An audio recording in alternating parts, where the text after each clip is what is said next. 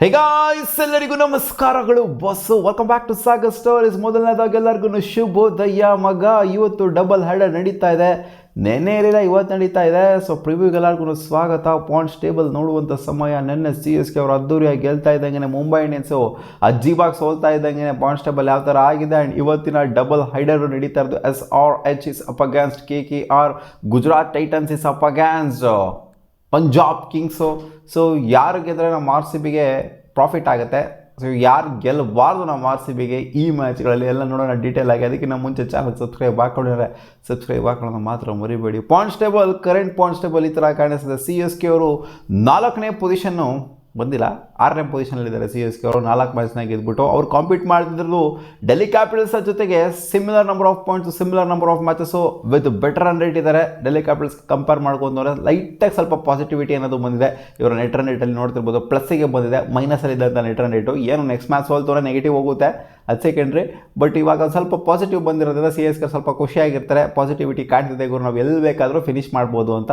ಕೆಳಗಡೆ ಬೇಕಾದ್ರೂ ಹೋಗ್ಬೋದು, ಮೇಲ್ಗಡೆ ಬೇಕಾದ್ರೂ ಬರ್ಬೋದು ಅಂಥ ಪೊಸಿಷನಲ್ಲಿ ತಗಲಾಕೊಂಡಿರುವಂಥವ್ರು ಇವಾಗ CSK ಮತ್ತು ಡೆಲ್ಲಿ ಕ್ಯಾಪಿಟಲ್ಸು.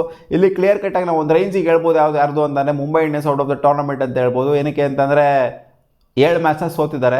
7 ಮ್ಯಾಚ್ನ ಗೆದ್ಬಿಟ್ಟು ಕ್ವಾಲಿಫೈ ಆಗೋದಕ್ಕಾಗಲ್ಲ. ಯಾಕಂದರೆ ನೋಡಿ, ಟಾಪ್ ಆಫ್ ದ ಟೇಬಲಲ್ಲಿ 6 ಮ್ಯಾಚ್ನ ಗೆದ್ದಿದ್ದಾರೆ ಆಲ್ರೆಡಿ. 4 ಟೀಮು 6 ಮ್ಯಾಚ್ನ ಗೆದ್ದಿದ್ದಾರೆ. ಅಲ್ಲೇನಾದರೂ 5 ಮ್ಯಾಚ್ ಇತ್ತು ಅಂತಂದರೆ, ಅಥವಾ 4 ಮ್ಯಾಚ್ ಇರೋ ಥರ ಟೀಮ್ ಇತ್ತು ಅಂತಂದರೆ, ಅಥವಾ 5 ಮ್ಯಾಚ್ ಇರೋ ಥರ ಟೀಮ್ಗಳೇ ಇತ್ತು ಟಾಪ್ 4ಅಲ್ಲಿ ಅಂದರೆ ಅವಾಗ ಹೇಳ್ಬೋದಾಗಿತ್ತು ಅವರು 7 ಮ್ಯಾಚ್ ಗೆದ್ದು ಕೂಡ ಕ್ವಾಲಿಫೈ ಆಗುವಂಥ ಚಾನ್ಸ್ ಇದೆ ಅಂತ ಅನ್ಬೋದಾಗಿತ್ತು. ಬಟ್ ಇವಾಗ ಇದು ಅಸಾಧ್ಯ. ಅದರಿಂದ ಔಟ್ ಆಫ್ ದ ಟೂರ್ನಮೆಂಟ್ ಆಗಿದ್ದಾರೆ ಮುಂಬೈ ಇಂಡಿಯನ್ಸು. ಅಫಿಷಿಯಲಿ ಆಗಿಲ್ಲ, ಅದನ್ನು ಕೂಡ ನಾವೇ ಡಿಕ್ಲೇರ್ ಮಾಡ್ಕೊಬೋದು ಆಗಿದ್ದಾರೆ ಅಂತ. ಸೊ ಇವತ್ತಿನ ಮ್ಯಾಚ್ ಏನಿದೆ ಸಿಕ್ಕಾಪಟ್ಟೆ ಕ್ರೂಷಿಯಲ್ ಆಗುತ್ತೆ. First match SRH versus KKR ಮ್ಯಾಚಲ್ಲಿ ನಮ್ಮ RCBಗೆ ಏನಾಗಬೇಕು ಅಂತ ಅಂದರೆ, SRH ಗೆಲ್ಬೇಕಾ KKR ಗೆಲ್ಬೇಕಾ? ಒಬ್ಬಿಯಸ್ಲಿ ಗೆಲ್ಬೇಕಾಗಿರೋದು KKR ಗುರು. SRH ಗೆಲ್ಬಾರ್ದು ನಮ್ಮ RCBಗೆ. ಯಾಕಂದರೆ SRH ಇನ್ ಕೇಸ್ ಗೆಲ್ತು ಅಂತಂದರೆ ನೆಟ್ ರನ್ ರೇಟರ್ ಬೆಟರ್ ಮಾಡ್ಕೊಳ್ಳೋದ್ರಿಂದ, ಇನ್ ಕೇಸ್ ಅವರು ಹೆವಿ ಮಾರ್ಜಿನ್ ಗೆದ್ಬಿಡ್ತು ಅಂತಂದರೆ ಅವರು ಸೆಕೆಂಡ್ ಪೊಸಿಷನ್ಗೆ ಬಂದ್ಬಿಡ್ತಾರೆ. ನಮಗೆ ಅದು ಬೇಕಾಗಿಲ್ಲ. ಅವರು ಇವತ್ತು ಸೋಲ್ಬೇಕು. 10 ಮ್ಯಾಚಲ್ಲಿ 6 ವಿನ್ನು 4 ಸೋಲು ಅಂತಂದರೆ ಅವರು ರಾಜಸ್ಥಾನ್ ರಾಯಲ್ಸ್ ಜೊತೆಗೆ ಕಾಂಪಿಟೇಷನ್ಗೆ ಬಿದ್ದುಬಿಡ್ತಾರೆ, ನಮ್ಮ ಜೊತೆಗೆ ಕಾಂಪಿಟೇಷನ್ಗೆ ಇರೋದಿಲ್ಲ. ಆದ್ದರಿಂದ ಇವತ್ತು ಎಲ್ಲ RCB ಫ್ಯಾನ್ಸ್ಗಳು ಮೊದಲನೇ ಮ್ಯಾಚು ಹೋಪ್ ಮಾಡಿ SRH ಗೆಲ್ಬಾರ್ದು, KKR ಗೆಲ್ಲಬೇಕು ಅಂತ. ಬಟ್ SRH ಇರೋಂಥ ಕಾನ್ಫಿಡೆನ್ಸ್ ಲೆವೆಲ್ನ ನೋಡ್ತೋ ಅಂತಂದರೆ ಇವತ್ತು ಖಂಡಿತ SRH ಅವರು ಗೆಲ್ಲುವಂಥ ಎಲ್ಲ ಸಾಧ್ಯತೆ ಕಾಣಿಸ್ತಾ ಇದೆ ನನಗೆ. ಸೊ ನೋಡೋಣ ಅದೇನಾಗುತ್ತೆ ಅಂತ. ಫೇವ್ರೇಟ್ಸ್ ಇರೋದು ಈ ಮ್ಯಾಚ್ನ ಗೆಲ್ಲೋದಕ್ಕೆ SRH. ಒಳಗಡೆ ನಮಗೆ SRH ಗೆಲ್ಲಬಾರ್ದು, KKR ಗೆಲ್ಲಬೇಕು. KKR ಬ್ಯಾಕ್ ಟು ಬ್ಯಾಕ್ ಮ್ಯಾಚ್ನ ಗೆದ್ಬಿಟ್ಟು ಬರ್ತಾ ಇರೋವಂಥ ಟೀಮು. ಲಾಸ್ಟ್ 5 ಮ್ಯಾಚಲ್ಲಿ KKR ಅವರು 2 ಮ್ಯಾಚ್ನ ಗೆದ್ದಿದ್ದಾರೆ. SRH ಅವರು ಲಾಸ್ಟ್ 5 ಮ್ಯಾಚಲ್ಲಿ 5 ಮ್ಯಾಚ್ನ ಗೆದ್ದಿದ್ದಾರೆ. ಕನ್ಸಿಕ್ಯೂಟಿವ್ ಆಗಿ 5 ವಿಕ್ಟ್ರಿ ತೊಗೊಂಡಿದ್ದಾರೆ ಗುರು SRH ಅವರು. ಒಂಥರ ಫ್ಲೋಲಿ ಬರ್ತಾ ಇದ್ದಾರೆ. ಸೀಸನ್ ಸ್ಟಾರ್ಟ್ ಮಾಡಿದೆ ಬೇರೆ ಥರ ಇವರು, ಎಂಡ್ ಮಾಡ್ತಾ ಇರೋದೇ ಬೇರೆ ಥರ ಇವರು. ಹೌದು, ಎಷ್ಟೋ ಟೀಮ್ಗಳು ನೋಡಿದ್ವಿ ಸೀಸನ್ ಸ್ಟಾರ್ಟ್ ಮಾಡೋದೇ ಬೇರೆ ಥರ, ಎಂಡ್ ಮಾಡೋದೇ ಬೇರೆ ಥರ ನೋಡಿದ್ವಿ. ಬಟ್ ಇವರು ಸ್ಟಾರ್ಟ್ ಮಾಡಿದ್ದು ವರ್ಷಾಗೆ, ಎಂಡ್ ಮಾಡ್ತಾ ಇರೋದು, ನಡೀತಾ ಇರೋದು ಇವಾಗ ಚಾಲ್ತಿಯಲ್ಲಿ ಸಖತ್ತಾಗಿ ನಡೀತಿದೆ SRHಗೆ. ಕನ್ಸಿಕ್ಯೂಟಿವ್ ಆಗಿ ಯಾರೂ ಕೂಡ, ಯಾವ ಟೀಮು ಕೂಡ ಲಾಸ್ಟ್ 5 ಮ್ಯಾಚಲ್ಲಿ 5 ಮ್ಯಾಚ್ನ ಗೆದ್ದಿಲ್ಲ. SRH ಮಾತ್ರ ಗೆದ್ದಿರೋದು. ಅಂಥ ಮಟ್ಟಿಗೆ ಡಾಮಿನೇಷನ SRH ಟೀಮು ತೋರಿಸ್ತಾ ಇದೆ. ಸೊ ಅದರಿಂದ ಹೈಲಿ ಕಾನ್ಫಿಡೆಂಟ್ ಆಗಿದ್ದೀನಿ ಇವತ್ತು SRH ಅವರು ಮತ್ತೆ ಗೆಲ್ತಾರೆ ಅಂತ. ಯಾಕಂದರೆ KKR ಟೀಮಲ್ಲಿ ಅಷ್ಟರ ಮಟ್ಟಿಗೆ ಕಾನ್ಫಿಡೆನ್ಸ್ ಇಲ್ಲ. KKR ಅವ್ರು ಗೆದ್ದಿರ್ಬೋದು, ಬಟ್ ಅಂಥ ಕಾನ್ಫಿಡೆನ್ಸ್ ಕೊಡೋ ಥರ ಹೌದು, ಬೌಲಿಂಗ್ ಸ್ವಲ್ಪ ಪರವಾಗಿಲ್ಲ. ಇವಾಗ ಸುನಿಲ್ ನರೇನ್ ಆಗಿರಲಿ, ವರುಣ್ ಚಕ್ರವರ್ತಿ ಆಗಿರಲಿ ಫಾರ್ಮಿಗೆ ಬಂದಿದ್ದಾರೆ. ಬಟ್ ಅವ್ರನ್ನ ನಂಬ್ಕೊಂಡು ಹೋಗೋದಕ್ಕಾಗೋದಿಲ್ಲ. ಅವರು ಏನೋ ಇವ್ರನ್ನ ಕೊಲಾಪ್ಸ್ ಮಾಡಿಬಿಡ್ತಾರೆ ಅಂತ ಅನ್ನೋದಕ್ಕಾಗೋದಿಲ್ಲ. ನನ್ನ ಪ್ರಕಾರ SRH ಅವರೇ ಗೆಲ್ತಾರೆ. ಬಟ್ RCBಗೆ ಇವತ್ತು SRH ಗೆಲ್ಲಬಾರ್ದು. 2ನೇ ಮ್ಯಾಚು ನಮ್ಮ RCBಗೆ ಏನಾಗಬೇಕು ಅಂತ ಅಂದರೆ, ಪಂಜಾಬ್ ಕಿಂಗ್ಸು ಮತ್ತು GT ಆಡ್ತಾ ಇದೆ. ಸೊ ಈ ಮ್ಯಾಚಲ್ಲಿ ಪಂಜಾಬ್ ಕಿಂಗ್ಸ್ನ ಗೆಲ್ಲೋದಕ್ಕೆ ಬಿಟ್ಬಿಡ್ಬೇಕು. ಪಂಜಾಬ್ ಕಿಂಗ್ಸ್ಗೆ ಮೊದಲನೇ ಪೊಸಿಷನ್ನ ನಾವು ಬಿಟ್ಕೊಂಡು ಕೊಟ್ಬಿಡೋಣ. ನಾವು ಸೆಕೆಂಡ್ ಪೊಸಿಷನ್ಗೆ ಕಾಂಪೀಟ್ ಮಾಡೋಣ. ನಮಗೆ ಟಾಪ್ 2 ಕ್ವಾಲಿಫೈ ಆಗೋದು ಇಂಪಾರ್ಟೆಂಟ್ ಅಷ್ಟೇ, 1 ಕ್ವಾಲಿಫೈ ಆಗಬೇಕು ಅನ್ನೋದೇನಿಲ್ಲ. ಸೊ ಇಲ್ಲಿ ಪಂಜಾಬ್ ಕಿಂಗ್ಸ್ ಏನಾದ್ರು ಇನ್ ಕೇಸ್ ಇವತ್ತು ಗೆಲ್ತು ಅಂತಂದರೆ ಅವ್ರು ಟಾಪ್ ಆಫ್ ದ ಟೇಬಲ್ ಇರ್ತಾರೆ. ಎಷ್ಟೊತ್ತಿಂದ ಇದ್ದಾರೆ ಅವ್ರು ಟಾಪ್ ಆಫ್ ದ ಟೇಬಲ್, ಇಳದೇ ಇಲ್ಲ ಅವರಲ್ಲಿ.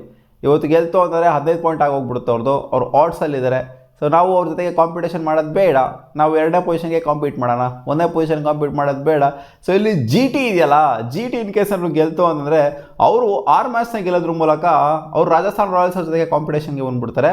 ಇನ್ ಕೇಸ್ ನಾವೇನೋ ನೆಕ್ಸ್ಟ್ ಮ್ಯಾಚ್ ಇನ್ ಕೇಸ್ ಸೋತೋಗ್ಬಿಡ್ತು ಅಂತ ಅಂದಾಗ, ಸೊ ಅವಾಗ CS ಥಿಂಗ್ ಟು ಹೊರೆಯಾಗಿ ಹೋಗ್ಬಿಡುತ್ತೆ. ರಾಜಸ್ಥಾನ್ ಜೊತೆಗೆ ನಾವು ಕಾಂಪಿಟೇಷನ್ಗೆ ಬರ್ತೀವಿ, ರಾಜಸ್ಥಾನ್ GT ಜೊತೆಗೂ ಕೂಡ ಕಾಂಪಿಟೇಷನ್ಗೆ ಬಂದುಬಿಡ್ತೀವಿ. ಸೊ ಆದ್ದರಿಂದ ಇಲ್ಲಿ GT ಏನಾದ್ರು ಸೋಲ್ತು ಅಂತಂದರೆ ಪಂಜಾಬ್ ಕಿಂಗ್ಸು ಕಂಫರ್ಟಬಲ್ ಆಗಿ ಕಾಣಿಸ್ಕೊಳ್ಳಿ. ನಾವು ನೆಕ್ಸ್ಟ್ ಮ್ಯಾಚ್ನ ಗೆಲ್ಲೋಣ, ನಾವು ಕೂಡ ಕಂಫರ್ಟಬಲ್ ಆಗಿ ಕಾಣಿಸ್ಕೊಳ್ಳೋಣ. ಇನ್ ಕೇಸ್ ಸೋತ್ರೆ ಅಷ್ಟೇ ಮ್ಯಾಟ್ರ್ ಆಗೋದು RCBಗೆ. ಬಟ್ ಗೆಲ್ತಾ ಹೋಯ್ತು ಅಂತಂದರೆ ಇಲ್ಲಿಂದ ಆಚೆಗೆ ಇರೋವಂಥ 5 ಮ್ಯಾಚ್ ಏನಾದ್ರು ಗೆಲ್ತಾ ಹೋಯ್ತು ಅಂದರೆ ಇವೆಲ್ಲ ನಾವು ಇವ್ರು ಗೆಲ್ಲಬೇಕು, ಸೋಲ್ಬೇಕು, ಟಾಪ್ 2 ಪೊಸಿಷನ್ಗೆ. ನಾವು ಇಲ್ಲಿ ಏನು ಮಾಡ್ತಿರೋದು ಪ್ಲೇ ಆಫ್ಸಿಗೆ ಕ್ವಾಲಿಫೈ ಆಗೋದಕ್ಕಲ್ಲ, ಟಾಪ್ 2 ಪೊಸಿಷನ್ಗೆ ನಾವು ಏಮ್ ಮಾಡ್ತಾ ಇರೋದು. ಸೊ ನಾವು ಕೆಳಗಡೆ ಇರೋಂಥವ್ರ ಮೇಲೆ ಕಾಂಪಿಟೇಷನ್ಗೆ ಬಿಡಬಾರ್ದು, ಮೇಲ್ಗಡೆ ಇರೋಂಥವ್ರ ಮೇಲೆ ಕಾಂಪಿಟೇಷನ್ಗೆ ಬಿಡಬೇಕು. ಅದೇ ಪಂಜಾಬ್ ಕಿಂಗ್ಸ್ ಮೇಲೆ ಕಾಂಪಿಟೇಷನ್ಗೆ ಬಿಡಬೇಕು ಲೆಕ್ಕ ನೋಡ್ತು ಅಂದರೆ. ಪಂಜಾಬ್ ಕಿಂಗ್ಸ್ ಗೆಲ್ಲಿ ಅಂತಲೇ ಕೇಳ್ತೀನಿ ಇವತ್ತಿನ ಮ್ಯಾಚ್ ನಾನು, ಜಿ ಟಿ ಅವ್ರು ಗೆಲ್ಲೋದಕ್ಕಿಂತ. ಮೊದಲನೇ ಮ್ಯಾಚ್ ನಡೀತಾ ಇರೋದು ರಿವರ್ಸ್ ಫಿಕ್ಚರ್ ಇದು. ಈ ಮ್ಯಾಚಲ್ಲಿ ಆಲ್ರೆಡಿ ಹೋಗ್ಬಿಟ್ಟು ಗೆದ್ಬಿಟ್ಟು ಬಂದಿದ್ದಾರೆ ಹಿಡನ್ ಗಾರ್ಡನ್ಸಲ್ಲಿ SRH ಅವರು. ಅವ್ರು ಗೆದ್ದಿರುವಂಥ ಮಾರ್ಜಿನ್ ಯೂಸ್ ಆಗಿದೆ. SRH ಅವರು 226 ರನ್ ಹೊಡೆದಿದ್ರು, ಇವರು 161 ರನ್ನಿಗೆ ಕಚ್ಕೊಂಡ್ರು KKR ಅವರು. ಸೊ ಅದರಿಂದ ಕಾನ್ಫಿಡೆನ್ಸು ಹೈಲಿ ಪಂಪ್ಡಪ್ ಆಗಿರುತ್ತೆ SRH ಅವ್ರಿಗೆ. ಒಂದು ವೇಳೆ ಈ ಮ್ಯಾಚ್ನ ಗೆಲ್ತು ಅಂದರೆ 2-2 ಮ್ಯಾಚ್ ಕೂಡ KKR ಗೆಲ್ಸ್ಟು ಗೆದ್ದಂಗಿರುತ್ತೆ. ಸೊ ಇವ್ರು ಗೆದ್ದಂಥ ಕಾಲ ಹೆಂಗಿತ್ತು ಅಂತಂದರೆ, ಆ ಟೈಮಲ್ಲಿ ನಾವು KKRನ ಟ್ರೈಟ್ ಮಾಡ್ತಾ ಇದ್ದೆ 2 ಫ್ರೀ ಬಿಟಿ ಪಾಯಿಂಟು, KKR ಮೇಲೆ ಎಲ್ಲ 2 ಫ್ರೀ ಬಿಟಿ ಪಾಯಿಂಟ್ನ ತೊಗೊಂಡು ಹೋಗ್ಬಿಡ್ತಾರೆ ಅಂತ. ಬಟ್ KKR ಇವಾಗ ಬ್ಯಾಕ್ ಟು ಬ್ಯಾಕ್ 2 ಮ್ಯಾಚ್ನ ಗೆದ್ದಿರೋದನ್ನ ಸ್ವಲ್ಪ ಮಟ್ಟಿಗೆ ಅವರು ಕೂಡ ಕಾನ್ಫಿಡೆಂಟ್ ಆಗಿರ್ತಾರೆ, ನಾವು ಕೂಡ ಹೋಗ್ಬಿಟ್ಟು ಇವರಿಗೆ ಹೋಮಲ್ಲಿ ಹೊಡಿಬೋದು ಅಂತ. ನಿಮಗೆಲ್ಲ ಗೊತ್ತಿರೋ ಹಾಗೆ ರಾಜೀವ್ ಗಾಂಧಿ ಸ್ಟೇಡಿಯಮಲ್ಲಿ ಆಡ್ತಾ ಇರೋಂಥ ಮ್ಯಾಚ್ ಆಗಿರೋದ ಇಂಡಿಯಾದಲ್ಲಿ one of the best batting wicket ಯಾವುದು ಅನ್ನೋದು ರಾಜೀವ್ ಗಾಂಧಿ ಸ್ಟೇಡಿಯಮ್ಮು. ಸೊ ಇಲ್ಲಿ ಹೆವಿ ರನ್ ಫ್ಲೋನ ನಾವು ಎಕ್ಸ್ಪೆಕ್ಟ್ ಮಾಡ್ಬೋದು, ಹೆವಿ ಹೈ ಸ್ಕೋರಿಂಗ್ ಗೇಮ್ ಆಗುತ್ತೆ ಅಂತ. SRH ಫಸ್ಟ್ ಬ್ಯಾಟಿಂಗ್ ಆಡಿದ್ರೆ ಆಬ್ವಿಯಸ್ಲಿ ಹೈ ಸ್ಕೋರಿಂಗ್ ಗೇಮ್ ಆಗಲೇಬೇಕು. KKR ಆಡ್ತು ಅಂದರೆ ಗೊತ್ತಿಲ್ಲ ಅದೇನಾಗುತ್ತೆ ಕತೆ ಅಂತ. ಸೊ ಕರೆಂಟ್ಲಿ ಇವರು ಇವಾಗ 3ನೇ ಪೊಸಿಷನಲ್ಲಿದ್ದಾರೆ, KKR ಅವರು 8ನೇ ಪೊಸಿಷನಲ್ಲಿದ್ದಾರೆ ಪಾಯಿಂಟ್ಸ್ ಟೇಬಲ್ಲಿ. ಕ್ಲಾಸನ್ನು ಆಡ್ತಿರೋಂಥ ಫಾರ್ಮ್ ನೋಡ್ತು ಅಂತಂದರೆ ಒಂಥರ ಅನ್ಬೆಲಿವಬಲ್ ಟಚಲ್ಲಿ ಅಂತೂ ಕಾಣಿಸ್ತಾ ಇದ್ದಾರೆ.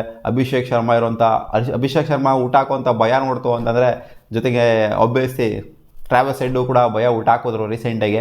ಜೊತೆಗೆ ನಿತೀಶ್ ಕುಮಾರ್ ರೆಡ್ಡಿ ಬ್ಯಾಟಿಂಗು ಸಖತ್ತಾಗಿ ಆಡ್ತಾರೆ, ಬೌಲಿಂಗು ಸಖತ್ತಾಗಿ ಆಡ್ತಾ ಇದ್ದಾರೆ. ಇಶಾನ್ ಮಾಲಿಂಗ ಜೊತೆಗೆ ಸೇರ್ಕೊಂತು ಅಂತ ಅಂದರೆ, ಇಶಾನ್ ಮಾಲಿಂಗ ಅಷ್ಟು ಕನ್ಸಿಸ್ಟೆಂಟಾಗಿ ಪರ್ಫಾರ್ಮ್ ಮಾಡ್ಕೊಂಬಂದಿದ್ದಾರೆ. ಬೌಲಿಂಗ್ ಅಂತ ಬಂದಾಗ ಧ್ವಂಸ ಮಾಡಿ ಇಟ್ಬಿಡ್ತಾರೆ ಆಪೋನೆಂಟ್ನ. ಸೊ ಅದನ್ನ ನಾನು ಹೆವಿಲಿ ಕಾನ್ಫಿಡೆಂಟ್ ಆಗಿದ್ದೀನಿ ಇವತ್ತು KKR ಅಲ್ಲ SRH ಅವರು ಗೆಲ್ತಾರೆ ಮೊದಲನೇ ಮ್ಯಾಚಲ್ಲಿ ಅಂತ. ಹೆಡ್ ಟು ಹೆಡ್ಡು SRH ಅಗೇನ್ಸ್ಟ್ನೇ ಇದೆ. 32 ಮ್ಯಾಚಲ್ಲಿ 12 ಮ್ಯಾಚ್ನ ಮಾತ್ರ SRH ಅವರು ಗೆದ್ದಿದ್ದಾರೆ, 20 ಮ್ಯಾಚ್ನ KKR ಗೆದ್ದಿರೋದ್ರಿಂದ. ಸೊ ಹೆಡ್ ಟು ಹೆಡ್ ಅಂತ ಬಂದಾಗ KKR ಅವರು ಡಾಮಿನೇಟ್ ಮಾಡಿದ್ದಾರೆ, ಬಟ್ ಈ ಸೀಸನು ಇವರು ಡಾಮಿನೇಟ್ ಮಾಡಿದ್ದಾರೆ. ಅದರಿಂದ SRH ಅವ್ರು ಗೆಲ್ತಾರೆ ಅಂತಲೇ ಅನ್ನಿಸ್ತಾ ಇದೆ. ಹೆಡ್ ಟು ಹೆಡ್ ಏನೇ ಕತೆ ಹೇಳಿದ್ರು ಕೂಡ. ಎರಡನೇ ಮ್ಯಾಚ್ ವಿಚಾರಕ್ಕೆ ಬಂದರೆ ಪಂಜಾಬ್ ಕಿಂಗ್ಸ್ ಅಗೇನ್ಸ್ಟ್ GT. ಈ ಮ್ಯಾಚ್ ನಡೀತಿದೆ ನರೇಂದ್ರ ಮೋದಿ ಸ್ಟೇಡಿಯಮಲ್ಲಿ. ಒಳ್ಳೆ ರೆಡ್ ಸಾಯಿಲ್ ವಿಕೆಟ್ ಕೊಟ್ಟರು ಅಂತಂದರೆ, ಒಳ್ಳೆ ಬೌನ್ಸ್ ಇರುವಂಥ ವಿಕೆಟ್ನ ಎಲ್ಲೂ ಕೂಡ ಹೈ ಸ್ಕೋರಿಂಗ್ ಗೇಮ್ ಆಗುವಂಥ ಚಾನ್ಸಸ್ಸು ಕಾಣಿಸ್ತಾ ಇದೆ. ನೋಡೋಣ ಇವತ್ತಿನ ಯಾವ ಸಾಯಿಲ್ ವಿಕೆಟ್ ಕೊಡ್ತಾರೆ ಅಂತ. ಟೋಟಲ್ ಮ್ಯಾಚಸ್ ಅಂತ ಬಂದಾಗ 7 ಮ್ಯಾಚ್ ಆಗಿದೆ, ಅದರಲ್ಲಿ 4 ಮ್ಯಾಚ್ನ ಗೆದ್ದಿರೋದು ಪಂಜಾಬ್ ಕಿಂಗ್ಸ್ ಅವರು, 3 ಮ್ಯಾಚ್ನ ಗೆದ್ದಿರೋದು GT ಅವರು. ಸೊ ಈ ಸೀಸನ್ 1 ಮ್ಯಾಚ್ನ GT ಅಗೇನ್ಸ್ಟು ಕ್ಲೋಸ್ ಮಾರ್ಜಿನಲ್ಲಿ ಗೆದ್ದಿದ್ದಾರೆ ಪಂಜಾಬ್ ಕಿಂಗ್ಸ್ ಆಲ್ರೆಡಿ. ಸೊ ಸಖತ್ತಾಗಿ ಆಡಿದ್ದಾರೆ ಅಂತ ಹೇಳಬೇಕು. ಪಂಜಾಬ್ ಕಿಂಗ್ಸ್ ಇವಾಗ ಫಸ್ಟ್ ಪೊಸಿಷನ್ಲಿದ್ದಾರೆ, GT ಅವರು 5ನೇ ಪೊಸಿಷನ್ಲಿದ್ದಾರೆ. ಸೊ ಕಾನ್ಫಿಡೆನ್ಸು ಹೈಲಿ ಪಂಪ್ಡಪ್ ಆಗಿರುತ್ತೆ ಪಂಜಾಬ್ ಕಿಂಗ್ಸ್ಗೆ. ಲಾಸ್ಟ್ ಮ್ಯಾಚ್ನ ಸೋಲ್ಬಿಟ್ಟು ಬರ್ತಾ ಇದ್ದಾರೆ ಪಂಜಾಬ್ ಕಿಂಗ್ಸು. ಸೊ ಒಂದೇ ಒಂದು ಸೋಲ್ ಆಗಿದೆ ಅವರಿಗೆ, ರಾಜಸ್ಥಾನ್ ರಾಯಲ್ಸ್ ಅವರು ಕೊಟ್ಟಿರುವಂಥ ಸೋಲು. ಅದು ಬಿಡ್ತು ಅಂದರೆ ಅವರಿಗೆ ಸೋಲೇ ಕಂಡಿಲ್ಲ. ಸೊ ಇವ್ರ ಅಗೇನ್ಸ್ಟ್ನು ಕೂಡ ಹೊಡೆದಿರೋದ್ರಿಂದ ಹೈಲಿ ಕಾನ್ಫಿಡೆಂಟ್ ಆಗಿರ್ತಾರೆ. ನರೇಂದ್ರ ಮೋದಿ ಸ್ಟೇಡಿಯಂ ಆದ್ರೇನು ಏನು. GT ಅವ್ರ ವಿಚಾರಕ್ಕೆ ಬಂತು ಅಂದರೆ ಇವರ ಟಾಪ್ ಆರ್ಡ್ರ್, ಇವರ ಮೈನ್ ಸ್ಟ್ರೆಂತು 3 ಜನ ನಿಂತ್ಕೊಂಡ್ಬಿಟ್ರು, ಅಲಚ್ಚಾಗಿ ನಿಂತ್ಕೊಂಡು ಅವ್ರ ಹತ್ರನೇ ಆಟ ಆಡಿಸ್ತಾರೆ. ಬೇರೆಯವ್ರ ಹತ್ರ ಆಟ ಆಡಿಸೋಂಥ ಸೀನೇ ಇಲ್ಲ. ಹೌದು, ರಾಹುಲ್ ಟೆವಾಟಿಯಾ ಕೂಡ ಸ್ವಲ್ಪ ರೀಸೆಂಟಾಗಿ ಫಾರ್ಮಿಗೆ ಬಂದಿದ್ದಾರೆ, ನಮ್ಮ RCB ಮೇಲೂ ಕೂಡ ಚೆನ್ನಾಗಿ ಕಾಣಿಸ್ಕೊಂಡ್ರು. ಸೊ ಅದೇ ಒಂಥರ ಟಾಪ್ ಆರ್ಡ್ರ್ ಇವರ ಮೇನ್ ಸ್ಟ್ರೆಂತ್ ಅಂತ ಹೇಳ್ತೀನಿ. ಬೌಲಿಂಗ್ ಕೂಡ ಪರವಾಗಿಲ್ಲ, ಡೀಸೆಂಟ್ ಆಗಿದೆ. ಬಟ್ ಪಂಜಾಬ್ ಕಿಂಗ್ಸು ಸಿಕ್ಕಾಪಟ್ಟೆ ಸೈಕ್ ಆಗಿದ್ದಾರೆ. ಲಾಸ್ಟ್ ಮ್ಯಾಚ್ ಅಂತೂ ಇನ್ಫ್ಯಾಕ್ಟ್ ಒಂದು ಮ್ಯಾಚೇನೋ ಅಪ್ಪಿ ಸೋತೋಗ್ಬಿಟ್ಟಿದ್ದಾರೆ ಅಷ್ಟೇ. ಇಲ್ಲ ಅಂತಂದರೆ ಡೆನಿ ಗಿವನ್ ಡೇ ಪಂಜಾಬ್ ಕಿಂಗ್ಸು ಸಿಕ್ಕಾಪಟ್ಟೆ ಕ್ವಾಲಿಟಿ ಇರುವಂಥ team. Shreyas Iyer last match ಸ್ವಲ್ಪ ಸ್ಲೋ ಆಗಿ ಬ್ಯಾಟಿಂಗ್ ಆಡಿದ್ರು, ಅದನ್ನು ಸ್ವಲ್ಪ ಅಗ್ರೆಸಿವ್ ಆಗಿದ್ದು ಅವರಿಗೆ ಗೆದ್ಬಿಡ್ತಾ ಇದ್ರು ಪಂಜಾಬ್ ಕಿಂಗ್ಸ್ ಅವರು. ಸೊ ಈ ಮ್ಯಾಚು ಖಂಡಿತ ಅವರು ಮಾಡುವಂಥ ಮಿಸ್ಟೇಕ್ಸ್ಗಳನ್ನ ತಿದ್ಕೊಂಡ್ಬಂದ್ಬಿಟ್ಟು ಮತ್ತೆ ಗೆಲ್ತಾರೆ ಅಂತ ನಾನು ಅಂದ್ಕೊಂಡಿದ್ದೀನಿ. ನೋಡೋಣ ಅದೇನಾಗುತ್ತೆ ಅಂತ. ನಿಮ್ಮ ಪರ್ಸನಲ್ ಅಭಿಪ್ರಾಯ ಏನು ಇವತ್ತಿನ ಮ್ಯಾಚು, ಯಾರು ಗೆಲ್ಬೋದು? 2 ಮ್ಯಾಚು ಕಾಮೆಂಟ್ ಸೆಕ್ಷನಲ್ಲಿ ಹಾಕಿ. ಮತ್ತೆ ಸಿಗುವ.